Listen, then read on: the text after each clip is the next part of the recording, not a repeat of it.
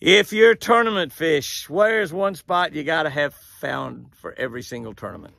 Got to have this spot. Got to have it.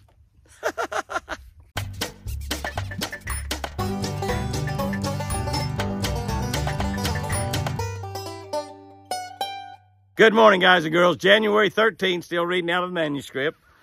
Catch a Better Life. If you're not subscribed to the Catch of the Day channel, hit that subscribe button right now. If you are subscribed, share it with every friend you've got. Talk to your people at church about it. Use this to help people have a better life. That's what we're talking about. January 13, Matthew 24:30.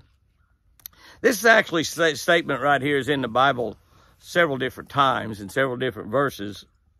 That's just how important it is. And it says, they will see the Son of Man.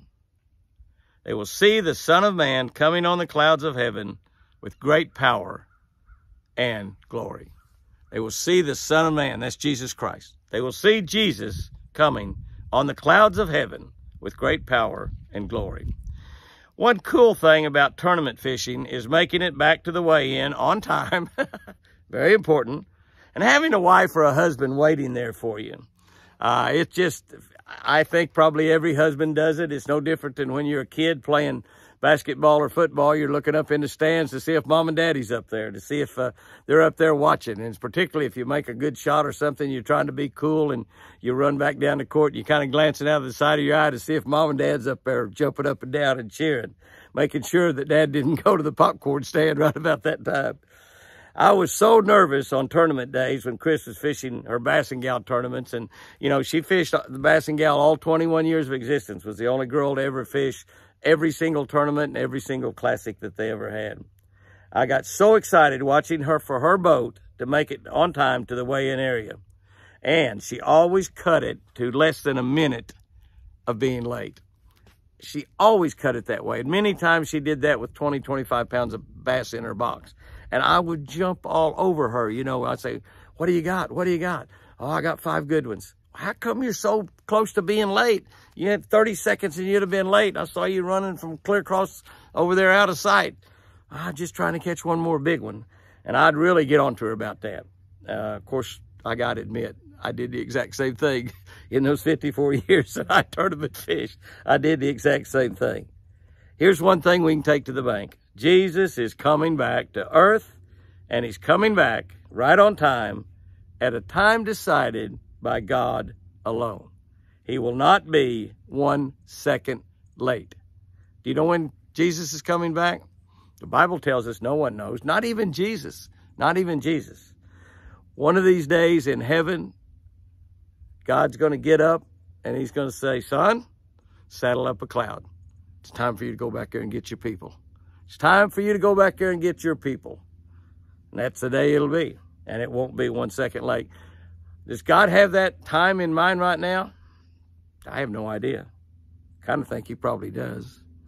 Many believe the signs are here and the second coming of Jesus could happen at any time. I'm one of those that believe that. I believe that it could happen a minute from now. I believe it could happen tomorrow. I kind of picked this up from my mama. I believe it'll happen on a Sunday, so I want to be sure I'm in church, just like she was always trying to be, make sure she was in church, just in case it happened on a Sunday morning. It'd be difficult to debate that, Stan, that it could happen right now. What I do know is that I am ready, and it will be as sudden as the blink of an eye. It'll happen, boom, just like that, just like that. And I know I'm ready. Are you ready? Are you ready? Are you ready for Jesus to come riding on that cloud?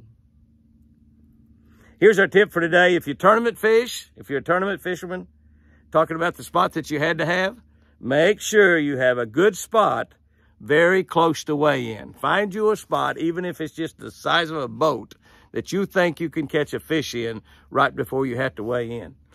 Many times, that one fish you can catch on that one last spot will be the difference in, well, sometimes the difference in winning and losing, but not winning and losing, winning and not winning the tournament. Many times it's the difference between getting a check and not getting a check, and just sometimes it's the biggest fish you catch all day. Sometimes it's the biggest fish you catch all day.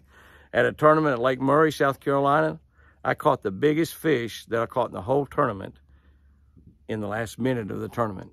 I didn't even put the fish in the live well. It was flopping around in the bottom of the boats. I can remember in my mind 2 or 3 or 4 times it popping back just about like that. But Lake Murray, I did that, and it was amazing. And the fish weighed about 8 pounds, And I remember when I went in there, it was just a great tournament. This fishing was just sensational. And I was whacking them. I mean, I had a big string, and I got my fish. I don't know if we had an 8 or 10 fish limit back then. I think it was a 10 fish limit. I could just barely carry this big old string of fish, big old bag of fish up the hill. And I was going up there, and this old man, I remember this old man come walking down there, and he said, that's a pretty nice one you got there in there, son. And I had that big bass laying right on top of that sack of fish, you know, so people could see it. And I said, a nice one. I said, that fish is over 8 pounds. And he said, yeah, probably is. He said, some old boy this weighed in 2 over 10. I kind of put my fish behind me and slipped on up to the weigh in. But it was a sensational tournament. Some old boy did weigh in 2 over 10. I still was proud of my 8-pounder that I caught on the very last cast of the tournament within a minute of the time that I had to be in. Guys and girls, go out there and have you a great day today. It's a great day that God's made for us to enjoy. And remember, I sure do love you.